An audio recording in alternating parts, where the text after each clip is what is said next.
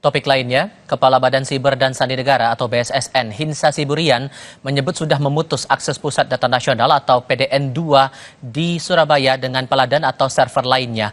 BSSN menyebut sedang memeriksa forensik sampel ransomware yang digunakan untuk menyerang PDN2 di Surabaya. BSSN mengklaim telah menyiapkan Pusat Data Nasional di kota lain sebagai cadangan data dan saat ini dipastikan aman dari serangan ransomware. Saat ini BSSN bekerja sama dengan Polri untuk menelusuri rekonstruksi serangan ransomware yang membuat data di peladan PDN Surabaya terkunci atau terenkripsi sehingga tidak dapat diakses.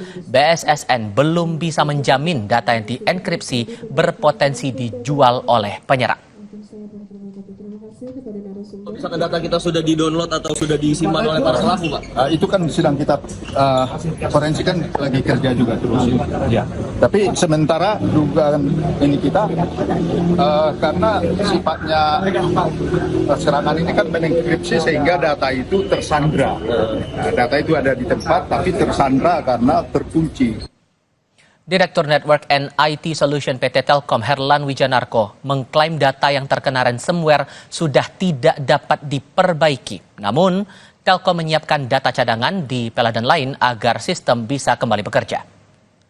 Jelas data yang sudah kena ransom ini sudah nggak bisa kita recovery. Ya, kalau memang ini nggak ada backup, kita akan merebuild ulang.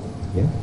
Kita siapkan environment yang baru sebagai pengganti PDS-NS2 yang sudah kita kunci, kita setup ulang, kita hardening, kita implementasikan semua aspek security. Banyak yang dapat asistensi dari BSSN ya, melalui prosedur yang membuat ini lebih aman, baru nanti kita akan rebuild di environment yang baru. Sudah buron 4,5 tahun Harun Masiku menjadi buronan. KPK meminta publik bersabar dalam upaya